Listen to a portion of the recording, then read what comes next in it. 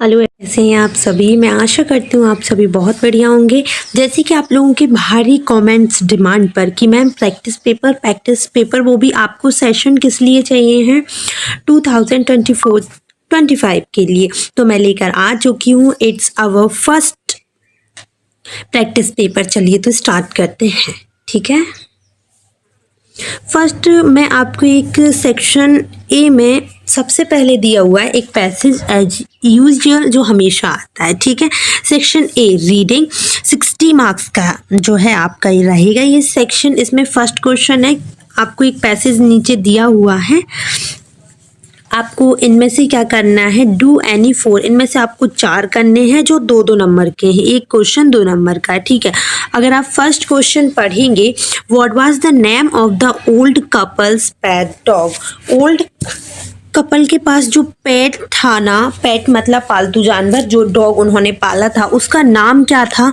देखो, मोमो, मुको, किको, रिको, क्या नाम था उसका। तो बड़े ध्यान से अगर आप लोग देखेंगे ना यहाँ पर, तो यहाँ पर उसका नाम शो हो रहा है, ठीक है। उसका नाम क्या था, क्या नाम था भाई उसका, मुको, मुको, ये वाला नाम था। तो answer number B is correct answer. Question number 2 पूछा है कि what material was the dog's cushion made of, cotton, blue crepe या फिर सिल्क या फिर वूल। क्या है इसका सही आंसर। चलिए हम आपको डायरेक्ट पैसेज में से बताते हैं, तभी आपको प्रूफ भी हो जाएगा। तुझे तभी आपको जो है बिलीव हो जाएगा, ठीक है। तो यहाँ पर देखिए ज़रा, अगर आप ध्यान से देखेंगे, 1 मिनट रुकना यार, 1 मिनट, जस्ट अ सेकेंड। ये देखिए,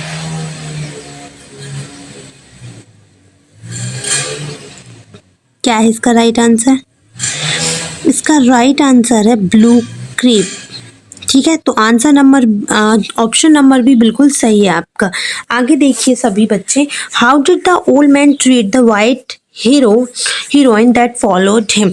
अब मेरे को नहीं पता है कि इसका राइट आंसर कौन सा है, लेकिन मैं आपसे आशा करती हूँ अगर आपको इसमें आंसर दिख रहा हो तो प्लीज़ मुझे कमेंट सेक्शन में बताना, क्योंकि बिकॉज मैंने देख लिया है, मुझे तो नहीं मिल रहा है। अगर आपको मिले तो प्लीज़, बट आपको करना चाह रहे तो अगर इसको छोड़ भी दोगे तो चलेगा, ठीक है।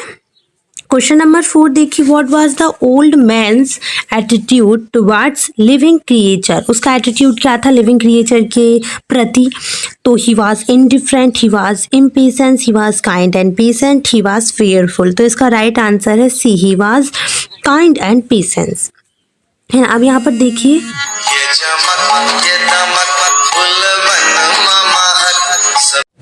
देखिए आगे आपसे पूछा गया है question number 5, what did the old man do every day. जो ओल्ड मैन था वो डेली क्या करता था, worked as a carpenter, went to the market, या फिर कुक्ड मील एट होम, या फिर worked in the rice field. तो कौन सा आपको सही लग रहा है, पहले आप मेरे को बता दें अगर सही लग रहा है कोई सा तो, ठीक है। तो इसका राइट आंसर है डी वाला, worked in the rice field, ठीक है। मैं सिर्फ इसका सॉल्विंग दे सकती हूँ, समझाने का है तो मैंने आपको पहले ही सारी चीजें क्लियर करवा दी हैं, ठीक है। क्वेश्चन नंबर 2 देखिए हम लोग, question number 2, on the basic of the informations provided in the poster given below answer the following question, do any 4। तो आपको सेकंड क्वेश्चन में भी 4 क्वेश्चंस के आंसर देने हैं और हर एक क्वेश्चन 2 नंबर का है। पहले मैं आपसे बोलूंगी कि इस पोस्टर को आपको बड़े ध्यान से देखना है, फिर इसके बाद सारे आंसर आपको देने हैं, ठीक है। देख लिया आपने, चलिए आंसर की तरफ, यूसी क्वेश्चंस की तरफ आंसर मैं आपको बताती हूँ। What is the main message of the poster. आप मेरे को बताइए कि मेन मैसेज क्या है, बताइए। आप इन सब चीजों में देख रहे हो तो मेन मैसेज आपको क्या लग रहा है कि avoid all carbohydrate, don't fear carbs, eat the right ones, consume more fats, या फिर carbohydrate are unhealthy. So which one is correct guys. इसका राइट आंसर होगा, अगर आप ध्यान से देखेंगे तो मेन पर्पज ये है कि इन चीज़ों से डरना नहीं है, बस आपको क्या करना है, सही चीज़ खानी है। So don't fear carbs, eat the right ones, okay. Question number 2 देखिए, what percentage of total calories should come from carbohydrate as suggested by the poster. आपको पोस्टर के अकॉर्डिंग ही क्वेश्चंस के आंसर देने हैं। इसके अकॉर्डिंग कितना टोटल जो है कैलोरी जो है कार्बोहाइड्रेट चीज़ों से आता है। सॉरी, ये लीजिए। तो फर्स्ट ऑप्शन बोल रहा है 30 to 40, 50 to 60, 70 to 80 या फिर 20 to 30। तो इसका राइट आंसर है एवरीवन बी वाला 50 to 60%। ठीक है, तो यहाँ पर राइट आंसर कौन सा होगा आपका? बी वाला। चलिए आगे बढ़ जाते हैं क्वेश्चन नंबर 3 की तरफ। Whole grains are listed as a source of which of the following in the image. जो ग्रेन्स है ना वो मतलब सोर्स ऑफ जो ग्रेन्स हैं वो किससे लिस्टेड है, मतलब कि क्या चीज़ जो है वहाँ पर बताई गई है। तो यहाँ पर पहले मैं आपको बता दूँ, ये देखिए पहले सोर्स ऑफ, ये देखिए, ठीक है, सोर्स ऑफ, एक मिनट अभी हम चलते हैं क्वेश्चन की तरफ, हम बताते हैं आपको।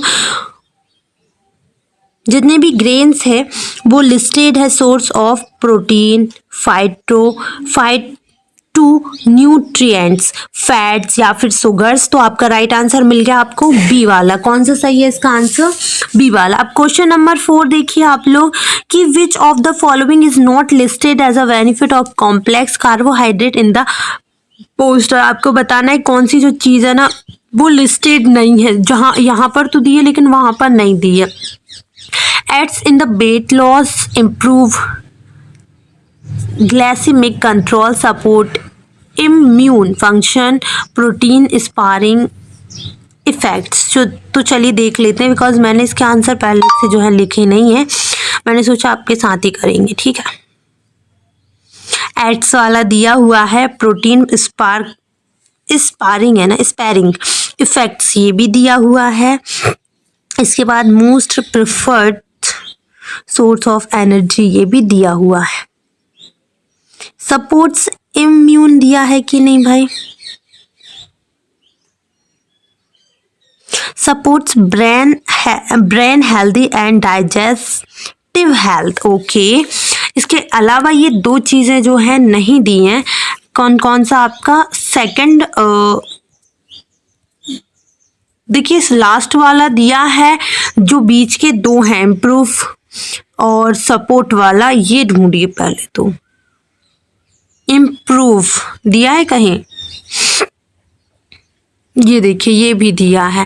तो बचा कौन सा हमारा? बचा राइट आंसर जो होगा ये यहाँ पर कहीं भी लिस्ट में नहीं दिया है। आंसर ऑप्शन नंबर सी बिल्कुल सही होगा, ये आपकी लिस्ट में दिया ही नहीं है। क्वेश्चन नंबर 5 देख लेते हैं हम लोग। क्वेश्चन नंबर अगर आप लोग 5 देखेंगे, विच words from the opposite given below in the synonyms of complex.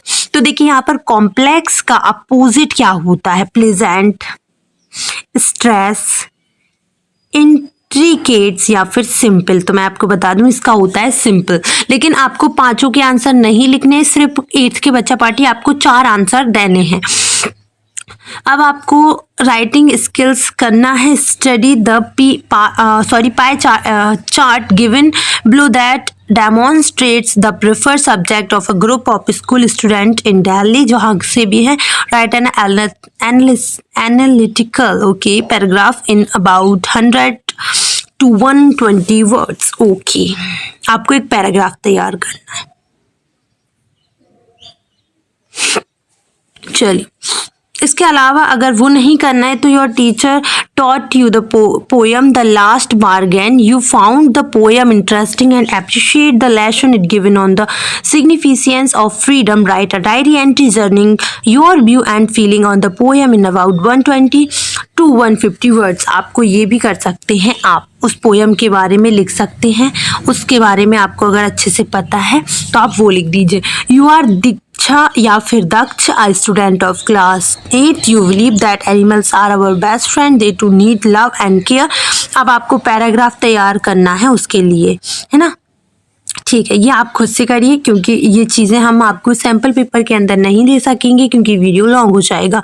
लेकिन जितना भी हो पा रहा है हम सारे ऑप्शन वाइज जितने भी मल्टीपल चॉइस क्वेश्चन है मैं पूरे इसमें करवा दे रही हूँ। इसके अलावा आप टिक लगा लेना, आपको बुक से मिल जाएंगे। Answer the following question by choosing the most suitable form of verb, helping verb from the choose given with each sentence do any 4, आपको 4 लिख करने हैं इनमें से। ग्रामर के हैं, ग्रामर मैंने आपको बहुत अच्छे से पढ़ा दी, जिसको नहीं पढ़ाई उनसे रिक्वेस्ट है चेक कर लेना। Rita blank been waiting for the bus for last 1 hour. Had आएगा, हैव आएगा, विल आएगा, हैज आएगा। अब मुझे आप लोग बताइए कौन सा करेक्ट है। तो देखिए आपको पता होगा रीता क्या है, सिंगुलर है, तो सिंगुलर के लिए हम हैज़ यूज़ करते हैं और इसमें कोई भी पास्ट वाली ऐसी बात नहीं करी है जिसमें हमें हैड यूज़ करना पड़े। तो इसका राइट आंसर होगा एवरीवन डी वाला। D is the correct option. Mahadev and Shekhar are blank their homework. Madhav, Mahadev कह रही हूँ, और शेखर जो है अपना काम कर रहे हैं। अब आर लिखा है, आर कॉन्टिन्यूअस हेल्पिंग वर्ब होती है, तो यहाँ पर कॉन्टिन्यूअस की ही मेन वर्ब आएगी, आईएनजी फॉर्म वाली। तो इसका राइट आंसर क्या होगा, ए। राइट आंसर होगा आपका ए। सी देखिए, the teacher blank the students homework every Thursday. Checking, checks, checked या फिर चेक। तो यहाँ पर देखिए द टीचर लिखा है, टीचर सिंगुलर है और कोई हेल्पिंग वर्ब नहीं दी है, तो डायरेक्ट आपको मेन वर्ब यूज करनी है, ठीक है। तो आपका यहाँ पर राइट आंसर क्या होना चाहिए, राइट आंसर होना चाहिए मेन वर्ब की फर्स्ट फॉर्म। अब मुझे ये बताइए यहाँ पर फर्स्ट फॉर्म कहाँ है, फर्स्ट फॉर्म ये लिखिए, तो राइट आंसर होगा आपका डी ऑप्शन। इसके बाद डी देखिएगा, Nidhi blank finish her assignment by today. Was, will be, will, has. तो यहाँ पर राइट आंसर होगा विल, क्योंकि यहाँ पर कोई भी हेल्पिंग वर्ब नहीं है। पहली चीज़ तो आपको हेल्पिंग वर्ब ही लिखनी थी, और अगर ये आईएनजी फॉर्म में होता तो हम कॉन्टिन्यूअस की लिखते, लेकिन ये सिर्फ और सिर्फ अगर आपको पता होगा फ्यूचर इंडेफिनिट का स्ट्रक्चर क्या होता है, तो आप इजीली समझ जाएंगे कि सब्जेक्ट विल या शैल प्लस मेन वर्ब की फर्स्ट फॉर्म। तो मेन वर्ब की फर्स्ट फॉर्म बता रही है कि आपको क्या करना है।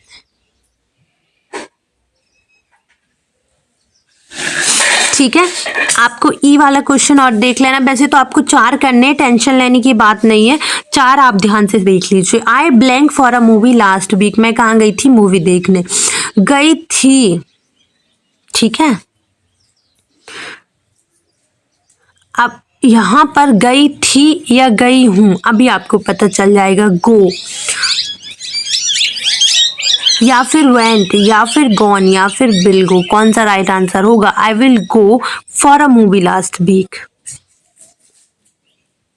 या फिर गई थी। लास्ट यहाँ पर बता रहा है कि ये पास्ट का है, तो यहाँ पर बी जो होगा वो करेक्ट ऑप्शन होगा।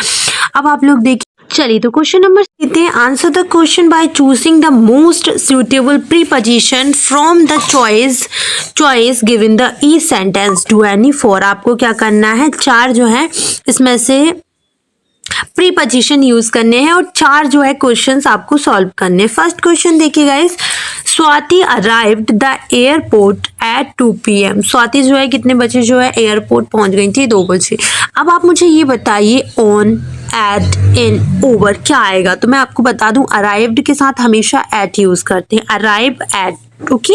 तो यहाँ पर करेक्ट ऑप्शन क्या होगा, बी।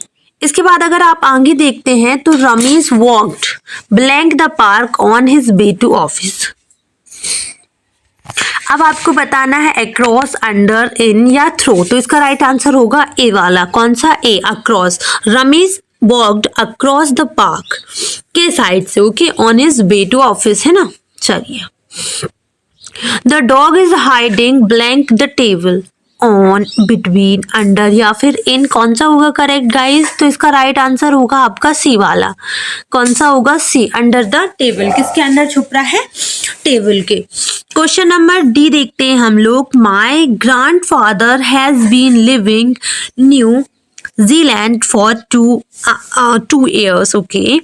तो मेरे पिता जो ग्रैंडफादर है वो कहाँ रह रहे हैं, न्यूजीलैंड में रह रहे हैं। न्यूजीलैंड में रह रहे हैं कहाँ, कब से, 2 साल से रह रहे हैं भाई, ठीक है। अब मुझे यहाँ पर आपको जो है आंसर देना है ऑन, बिटवीन, अमंग, इन। तो इसका राइट आंसर क्या होगा, इन। कहाँ रह रहे हैं वो, New Zealand.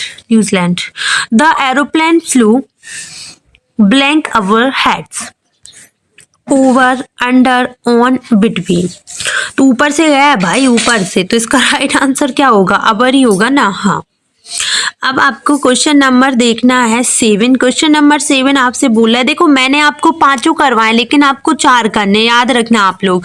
Answer the following question by choosing the most suitable conjunction. आपको कंजप्शन डू एनी 3। आपको क्या करना है? कंजप्शन यूज करने हैं। 3 के आंसर आपको देने हैं, 4 दिए होंगे, 4 के आंसर ना देते हुए आपको 3 के देने हैं। Sumit will call you blank, he arrives at the office.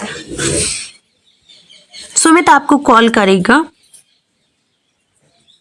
जब वह कहाँ पहुंच जाएगा? ऑफिस। व्हाट, सो, और या व्हेन? राइट आंसर है व्हेन, जब वो ऑफिस पहुंच जाएगा। क्वेश्चन नंबर वी है, we need to hurry up blank, we will miss the train, and, और, बिकॉज, सो। कौन सा आंसर सही है? और, बी वाला। सी देखिए जरा, Raveena did not attend the office, she wasn't feeling well today. Raveena जो है ऑफिस अटेंड नहीं करेंगी, ऑफिस नहीं आएंगे क्योंकि इसकी फीलिंग जो है, मतलब वो अच्छा फील नहीं कर रही हैं, ठीक है, अच्छा महसूस नहीं कर रही। तो इसका आंसर क्या आएगा? बिकॉज, एंड, व्हाट, सो। कौन सा आंसर सही है भाई? बिकॉज, ए वाला। आप आगे देखिए, you are a smart blank hard working girl.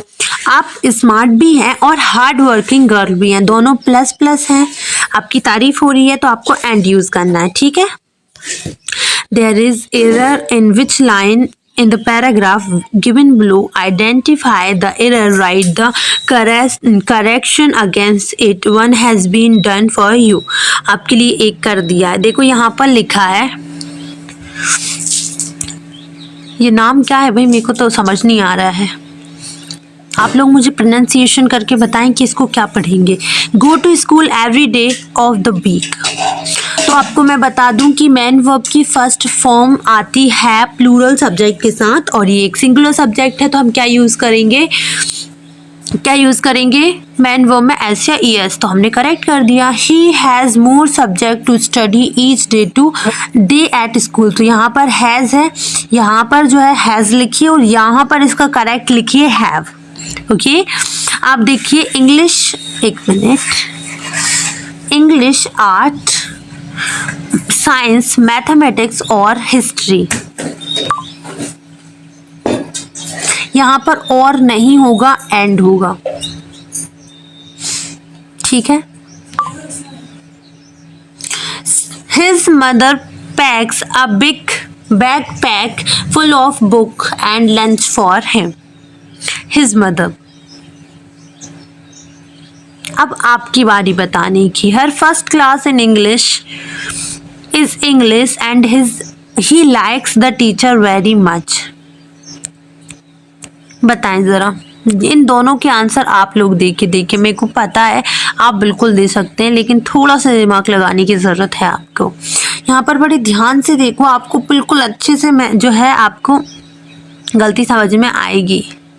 Section D literature का है, सब लोग आप लोग देख सकते हैं। अब आपको ही करना है लिटरेचर का, ये देखिए।